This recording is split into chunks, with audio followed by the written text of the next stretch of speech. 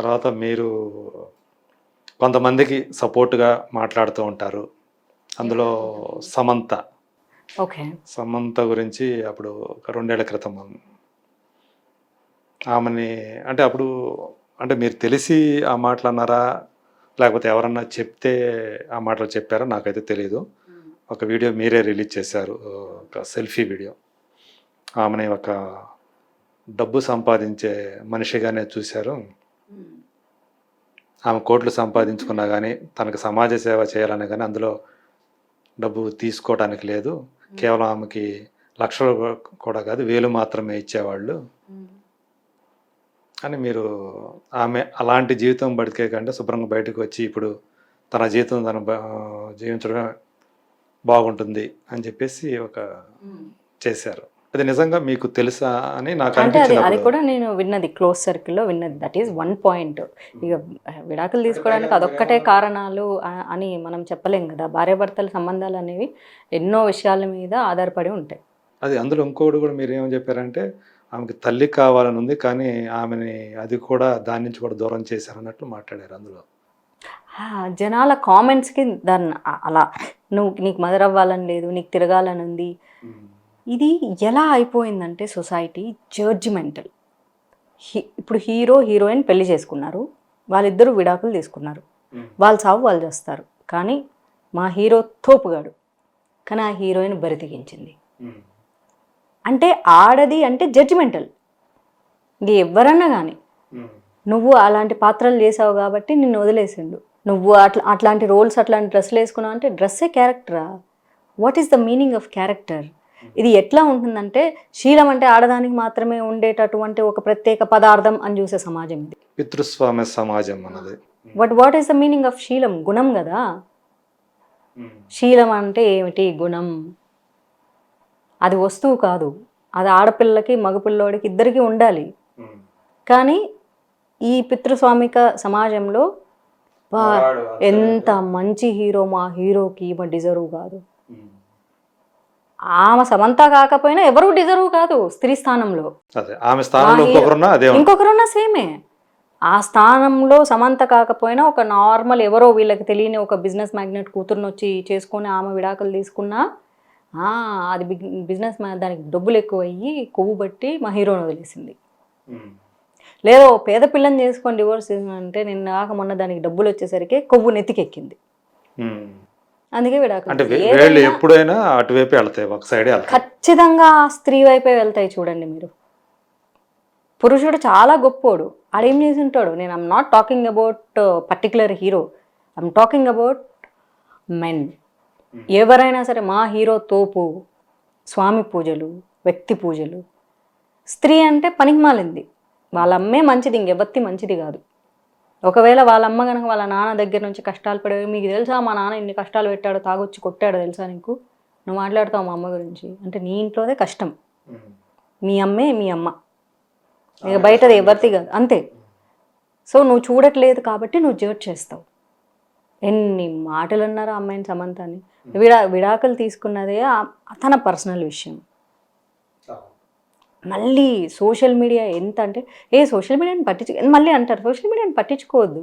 Social మీడియాలో ఏమన్నా ప్రత్యేకమైన ఆత్మలు రోబోటిక్స్ తిరుగుతుంటాయా? మనుషులే కదా. పీపుల్ నాకు నిజంగా అర్థం కారు ఏంటంటే, నువ్వు సోషల్ మీడియాలో వచ్చి ప్రచారం చేస్తాను, జనాల్లోకి వచ్చి చెయ్యి. అరే ఏ కాలంలో ఉన్నారు? ఏ కాలంలో ఆ టెక్నాలజీ వాడుకుంటున్నారు? అప్పటి కాలంలో టెలిఫోన్స్ లేవు కాబట్టి టెలిగ్రామ్లో వాడుకునేవాళ్ళు. తర్వాత టెలిఫోన్స్ వచ్చాయి కాబట్టి టెలిఫోన్స్ ఇంపార్టెంట్ విషయాలకు వాడుకునేవాళ్ళు. తర్వాత సెల్ ఫోన్లు వచ్చాయి, తర్వాత మెసేజ్లు వచ్చాయి, తర్వాత వాట్సాప్లు వచ్చాయి, వాట్సాప్ కాల్స్ వచ్చాయి, వాట్సాప్ వీడియోలు వచ్చాయి. ఇప్పుడు పొద్దుగాల లేచిన దగ్గర నుంచి అందులోనే దూరి చచ్చిపోతున్నాము. ఇప్పుడు మన ప్రపంచం అదే అయిపోయింది కదా. అంటే ఏది మనకు అవైలబిలిటీ ఉంటే దాన్ని మనం వాడుకుంటున్నాము. ఒకప్పుడు నిజంగానే ఏదన్నా పెద్దగా అరిచి చెప్పాలంటూ ఒక సభ పెట్టి ఆ సభలో చెబితే తప్ప జనాలకు తెలిసేది కాదు, వేరే ఆప్షన్ లేదు కదా. ఇప్పుడు చెప్పాలంటే సోషల్ మీడియా చాలు కదా, ఎందుకంటే ప్రపంచమే చేతిలో ఉంది కదా. చేతిలో లేని రోజున రోడ్డు మీదకి వెళ్ళి చెప్పాల్సి వచ్చింది. నీకు సమస్య తెలుసుకోవాలంటే నువ్వు రోడ్డు మీదకి రా. ఎందుకు రోడ్డు మీదకి? ఎందుకు? నీకు పోలీసు ఇప్పుడు సమస్య వస్తుంటే నువ్వు పోలీసు వాడికి ఫోన్ చేసి చెప్తున్నావు కదా, పోలీస్ స్టేషన్ పరిగెత్తుకుపోవట్లేదు కదా. టెక్నాలజీ గ్రో అవుతున్నప్పుడు దాన్ని యూటిలైజ్ చేసుకుంటున్నప్పుడు నెగిటివ్ మైండ్ కూడా పెరుగుతుంది. ఇందులో ప్రజలు ఒక్కటే సమస్య అంటే ఇంటి నుంచి అమ్మా నాన్నలు పిల్లల్ని పట్టించుకోవడం మానేశారు. అక్కడ పేరెంటింగ్ ఇష్యూలు స్టార్ట్ అవుతున్నాయి. విచ్చలవిడిగా వదిలేస్తున్నారు. ఉద్యోగాలు చేసేవాళ్ళు, చెయ్యనోళ్ళు కూడా ఇద్దరూ వదిలేస్తున్నారు పిల్లల్ని. ఆ డిసిప్లినరీ ఇది లేకుండా వాళ్ళు ఏం చేస్తున్నారు, మానిటరింగ్ లేకుండా ఉంటే సైకోపాత్స్లా తయారవుతున్నారు. జడ్జిమెంటల్. స్త్రీ అన్నది ఎప్పుడూ స్త్రీ అన్నది ఏంటో అది అంశమే కాదు. ఆమె ఒక యాక్చువల్లీ చెప్పాలంటే నేను ఏం చెప్పాలి, ఆమెది ఒక అణగారిన జాతి, ఓ తక్కువ స్త్రీని ఒక ప్రాణిగా కాకుండా ఒక వస్తువుగా. మళ్ళీ అంటారు నువ్వు ఇప్పుడు కూర్చొని మీడియా ముందు మాట్లాడుతున్నావు అంటే అలా మాట్లాడిన దాని కిందే కదా మీరు కామెంట్ చేస్తున్నారు. ఇది నేను క్రియేట్ చేసుకున్న ఐడెంటిటీ. సింహాల వేటలో జింక పిల్లలాగా ప్రాణాలు కాపాడుకుంటూ పరిగెడుతున్న జీవితం. మీరు జింక పిల్ల, పులి పిల్ల? నేను 100% నేను పులిలా ఫీల్ అయ్యి పరిగెడుతుంటా అంతే. అందులో భగవంత్ కేసరిలోనే ఆ డైలాగ్ ఉంది, పిల్లల్ని ఆడపిల్లల్ని జింక పిల్లలా కాదమ్మా పులి పిల్లలా పెంచాలి అని చెప్తాడనమాట. మనం ఎండ్ ఆఫ్ ద డే మనం మనుషులమే, కానీ క్వాలిటీస్ అడాప్ట్ చేసుకునేటప్పుడు నేను పులిని అనుకుంటే తప్ప నేను పరిగెత్తలేను. ఇప్పుడు నేను జింకని అనుకుంటే నేను దొరికిపోతాను ఆ సింహాల వేటలో. అమ్మో నేను జింకని, నేను పరిగెడుతుంది జింక, చాలా ఫాస్ట్గా పరిగెడుతుంది, కానీ ఎప్పుడైతే దానికి భయం వేస్తుందో దొరికిపోతుంది. అంటే నాకు అనిపించింది ఏంటంటే సమంతని మీరు 100% సపోర్ట్ చేయటం న్యాయం. ఒక స్త్రీగా ఎందుకంటే ఇంత హేట్రెడ్నెస్ ఒక్క అమ్మాయిని అంటే ఇప్పుడు సగం సగం విమర్శించారనుకో ఇట్స్ ఓకే. హీరోని హీరో చేసేసి ఈ అమ్మాయి ఒక పనికి మాలిందంటే ఏమీ తప్పు లేదు అస్సలు. తప్పంతా ఏమిదే, బంగారం లాంటి మనిషి. నువ్వు ఆ వెబ్ సిరీస్లో అట్లాంటి సీన్ చేసేవారు, నేను చూసా ఆ వెబ్ సిరీస్, ఎంత బాగుంది అది. The family man. నువ్వు అట్లా టచ్ చేశాడు అట్లా చేశాడు అంటే మీ ఇట్లాంటి పనికి మళ్ళీ కామెంట్ చేసి ఎదవలే కదా అట్లా టచ్ చేసేది. చూపించారు కదా సినిమాలో, ఐ మీన్ సిరీస్లో. ఏముంది అక్కడ అది అది అసహ్యమైన సీన్ కూడా కాదు. చాలా అది యాక్చువల్లీ చెప్పాలంటే రక్తం మరిగేటటువంటి సీన్ అది. అసలు ఆ పాత్రలో అసలు ఎటువంటి తప్పు లేదు. అట్లాంటి పాత్ర చేయాలంటే అసలు యాక్చువల్లీ గట్స్ ఉండాలి. ఇవన్నీ హస్బెండ్ ఒప్పుకోడంటే ఆయనకు తెలియదు, ఆయన యాక్టర్ కదా. అంటే బయటకు వచ్చింది అది, ఒకవేళ దానివల్ల అవుతుంది. దానివల్ల నేను కూడా చెప్తున్నాను కదండి, అసలు సినిమాల వల్ల, సినిమా పాత్రల వల్ల సినిమా హీరోయిన్ ఎప్పుడూ విడిపోరు. Personal life issues. అంటే నేను మిమ్మల్ని అక్కడ పాయింట్ అవుట్ చేస్తుంది ఒక్క విషయం దగ్గరే, మీరు అంటే ఆమెకి డబ్బులు ఇచ్చేవాళ్ళు కాదు అని తెలిసినట్టు ఆ టాపిక్ అయిపోయింది కదండి, ఎందుకు మళ్ళీ దాన్నే పట్టుకొని పీకుతారు. ఇప్పుడు వాళ్ళిద్దరు విడిపోయి ప్రశాంతంగా ఎవరి జీవితం వాళ్ళు గడుపుతున్నారు. ఇప్పుడు మనకు అవసరమా ఈ టాపిక్? అంటే మీరు సపోర్ట్ చేయటం అనేది నేను 100% ఏకీభవిస్తాను, చెయ్యాలి. కానీ కొన్ని విషయాల్ని మనం తెలుసుకొని మాట్లాడాలి కదా. అక్కడ తెలుసుకొని మాట్లాడారా లేదా? నాకు తెలిసింది మాట్లాడాను. అంటే అక్కడ మీరు జడ్జి చేశారేమో అని అనిపించింది. జడ్జి కాదు, నాకు తెలిసింది, నేను విన్నది, క్లోజ్గా ఉన్న వాళ్ళు చెప్పింది చెప్పాను. గాలి వార్తలు వినను. ఇప్పుడు మీ పక్కన ఉండి మీతో ట్రావెల్ చేస్తున్నారు అనుకోండి రోజు, ఆయన నాకు చెప్తేనే మీ గురించి నేను నమ్ముతా. ఎందుకంటే మీతో రోజు 10 గంటలు ఉన్న వ్యక్తి చెప్తేనే నమ్ముతా నేను, లేకపోతే నేను నమ్మను. అది ఆ క్లారిటీ కోసమేనండి నేను అడిగింది. అంటే మీ ద్వారా అది బయటకు వచ్చిందంటే, ఆ వీడియో వెళ్ళిపోయిన తర్వాత నేను మళ్ళీ ఫోన్ చేసి అడిగితే బెటర్ ప్లీజ్ వద్దు మాట్లాడొద్దు అన్నారు. అక్కడి నుంచి మీకు అది మీరు రిలీజ్ చేసిన తర్వాత అటువైపు నుంచి కానీ మీకు ఏమైనా కాల్స్ రావటం? ఎవరికి కాల్స్ చెయ్యరండి. మీరు డ్రగ్స్ దొరికాయంటేనే ఎవడు కాల్స్ చెయ్యడు. దీన్ని ఎవడన్నా పట్టించుకుంటాడా మీరు ఒకళ్ళు? కాకపోతే సోషల్ మీడియాలో మాత్రం రాసేవాళ్ళు రాసేస్తూ ఉంటారు. అది అంతే. నేను చెప్పాలనుకుంది నేను చెప్పా. తర్వాత కూడా అనుకోకుండా కోపంలో చెప్పేశానంటే చెప్పకుండా ఉండాల్సింది కదా, ఇంకా చెప్పొద్దులే అన్నారు. ఆ తర్వాత మాట్లాడలేదు నేను. ఫ్లోలో ఒక్కోసారి కొన్ని నిజాలు అట్లా బయటికి వెళ్ళిపోయిన తర్వాత ఇక దాన్ని మళ్ళీ ఏం చేయలేం, అప్పటికి ఆపేసుకోవడం తప్ప. సరే. కొంతమంది సినిమా ఇండస్ట్రీలో ఉన్నవాళ్ళు, అమ్మాయిలు, వాళ్ళు తాము ఎదుర్కొన్నటువంటి ఎవరైనా కాదు మేల్స్ అబ్యూజ్మెంట్, సెక్సువల్ అబ్యూస్ గురించి మాట్లాడుతున్నారు. వాళ్ళు ఉదాహరణకి మనకు బాగా ఇప్పుడు సోషల్ మీడియా కూడా బాగా యాక్టివ్గా ఉండే చిన్మయ్య ఒకరు, తెలుసు కదా Chinmayya. Yeah yeah so singer, dubbing artist. Incidentally ఆమె సమంతకి డబ్బింగ్ చెప్తా వచ్చింది మొన్నటి దాకా కూడా. వైరముత్తు గారి గురించి ఆమె ఇప్పటికీ స్టిల్ ఎప్పుడో నుంచో ఎదుర్కొన్నటువంటి ఆ విషయాన్ని అలుపెరగకుండా ఇప్పటికీ ప్రస్తావిస్తూ పోరాడుతూనే ఉంది ఆ అమ్మాయికి. కానీ ఆ అమ్మాయికి బయట నుంచి వస్తున్న సపోర్ట్ కంటే విత్ ఇన్ ద ఇండస్ట్రీ నుంచి వస్తున్న సపోర్ట్ చాలా తక్కువగా ఉంటుందని అనిపిస్తుంది. ఈవెన్ మాధవిలత కూడా ఎప్పుడు దాని గురించి మాట్లాడినట్టు నేను వినలేదు. ఏది చిన్మయ్యకి సపోర్ట్ చేస్తున్నా? ఆ, లేదు అంటే అంటే తనది తమిళనాడులో జరిగిన ఇష్యూ గురించి మాట్లాడుకుంటూ వచ్చింది కదా.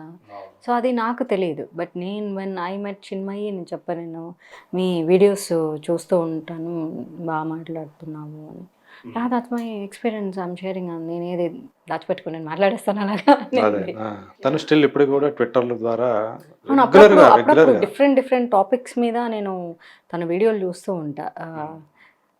పాపం అంటే తన వాయిస్ చాలా స్వీట్గా ఉండడం వల్ల నా అంత హార్ష్గా రాదు, కానీ సిమిలర్లీ అంతే హార్ష్గా మాట్లాడుతుంది తను కూడా. బట్ ఆ వాయిస్ క్యూట్గా ఉండడం వల్ల, నాది బేస్ వాయిస్ అవ్వడం వల్ల చాలా ఓవర్గా వెళ్తుంది. తన వాయిస్ స్వీట్గా ఉండడం వల్ల మేబీ తను స్ట్రాంగ్గా మాట్లాడినా కొంచెం స్వీట్గా అనిపిస్తుంది అంతే. తన యొక్క ఇష్యూ తెలుసా మీకు? అంటే తెలియదా మీకు? ఐ నో నేను ఎందుకంటే నేను తనకే చెప్పినాను కదా. అదే సో అలాంటి వాళ్ళకి సపోర్ట్గా మీరు ఉంటారా? మీరు డెఫినెట్లీ షీఈ్ ఆన్ పాయింట్ యాక్చువల్లీ. నేను ఎప్పుడూ చూడండి, ఒక రైట్ ఇష్యూ మీద, సొసైటీలో జరిగేటటువంటి ఒక రైట్ ఇష్యూ మీద, అండ్ దట్టు తను ఆ మోరల్స్కి ఎథిక్స్కి స్టిక్ అయి ఉండి, ఎన్ని ఒత్తిళ్ళు ఇప్పుడు ఎలా అంటే చేసేది శివ పూజలు దూరేది అలా కాకుండా, అలా చేసి మళ్ళీ ఇలా మాట్లాడితే నేను సపోర్ట్ చేయను. కానీ ఆ అమ్మాయి స్టిక్ అయింది, తను చేసే పనికి, తను ఎదుర్కొన్న దానికి తను స్టిక్ అయింది. కాబట్టి డెఫినెట్లీ ఆ అమ్మాయి వాయిసింగ్ చేస్తుంది. అట్లా వాయిసింగ్ చేయడం కూడా చాలా ఇంపార్టెంట్. అండ్ దట్టు వాళ్ళ హస్బెండ్ కూడా అసలు 100%. ఎందుకంటే పెళ్ళైన మహిళ, ఇది ఎంత కాదన్న మేల్ డామినేటెడ్ సొసైటీని గుర్తుపెట్టుకోవాలి. ఒక ఆడపిల్ల బయటకు వచ్చి ఇలా మాట్లాడితే, భర్త అనేవాడు ఇంట్లో మానసిక హింసకి అమ్మాయిని గురి చేస్తూ ఉంటే నువ్వు ఎందుకు మాట్లాడుతున్నావు? అమ్మాయి మాట్లాడలేదు. కానీ హస్బెండ్ అనే వ్యక్తి కూడా సపోర్ట్ చేయడము, ఆ అబ్బాయి కూడా ఇండస్ట్రీలో ఉండడం వల్ల మౌనంగా ఉన్నాడంటే తనకు కూడా ఆ విషయం తెలుసు. అదే చెప్పేది, హీ నోస్, ఇండస్ట్రీలోనే ఉన్నాడు కదా, హీ నోస్ దట్.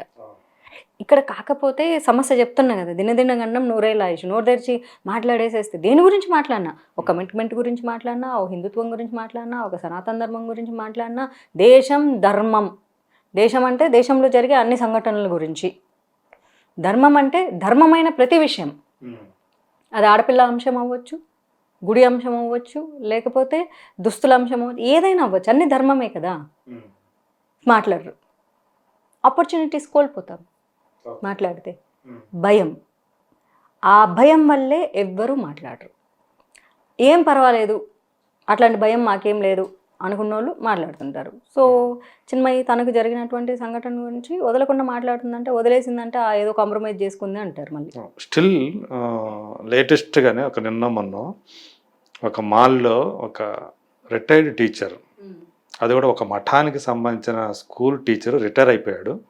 ఒక మాల్కి వెళ్ళి ఒక అమ్మాయిని గ్రోపింగ్ చేసి దాన్ని ఒక అతను వీడియో తీసి ఒక క్లిప్ బయట పెట్టాడు అనమాట ఇలా. సో దాన్ని కూడా అమ్మాయి షేర్ చేసుకొని, ఇలాంటి ఒక టీచర్ అయ్యిండు కూడా, బాధ్యతాయుతమైన ఒక టీచర్ అయ్యిండు కూడా, ఇలాంటి చోట పబ్లిక్ ప్లేస్లోకి వెళ్ళి గ్రోపింగ్ చేయటం అనేది ఒక ఆడపిల్లని ఇట్లా జరుగుతున్నాయి ఇది అని ఆమె ఆ విషయాన్ని కూడా చేసింది. అలా చెప్పాలి అంటే ప్రతిరోజు సంఘటనలు ఉంటాయండి.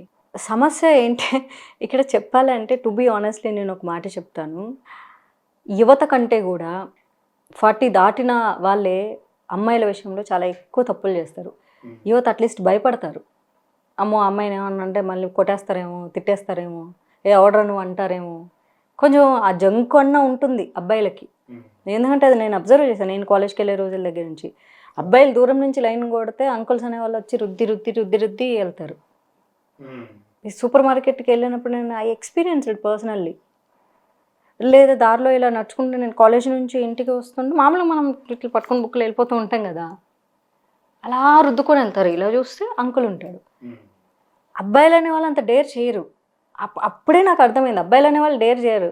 అలా అంత దూరం నుంచి అన్న వాళ్ళు చూసుకుంటూ వెళ్తారు. ఏదో కావాలంటే బైక్ వేసుకొని వెళ్ళి 2-3 సార్లు రౌండ్లు కొట్టి అలా అన్నా వెళ్తారు వాళ్ళు. But these fellows middle age crisis అంటారంట దీన్ని. అంటే మనల్ని ఎవరు అనర్లే, మన వయసును బట్టి ఎవరు అనరు. ఫస్ట్ ఆఫ్ ఆల్ సైకలాజికల్గా వాళ్ళకి మిడిల్ ఏజ్ క్రైసిస్లో ఉంటారు. ఆ క్రైసిస్ని వాళ్ళు ఎలా దాన్ని తీర్చుకోవాలో తెలియక ఇలాంటి ఒక పనులు చేస్తూ ఉంటారు.